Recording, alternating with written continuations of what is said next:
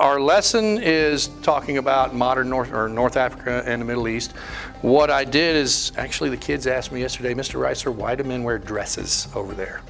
So I said, this is actually a good question. The clothing comes from the needs of the desert. It's all about keeping the sand off of you, keeping the heat off of you.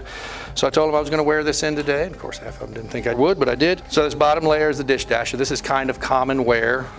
It's white, reflects the sun. It's nice and loose, and it lets the air flow through, keeps people cool. It's kind of the equivalent of wearing jeans and a t-shirt in that part of the world. But when you do this more formal layer, this is called a bisht.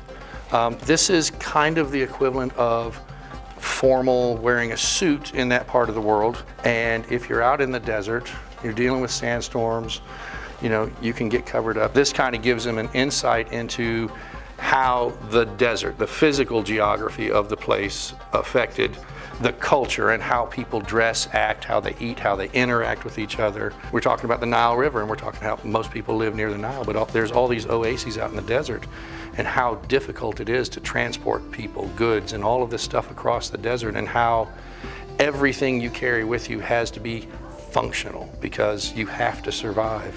So this was helping me tell the story of what it's like to live in a desert culture. It engaged everybody in the lesson because, at the end of the day, that's my purpose, get everybody engaged.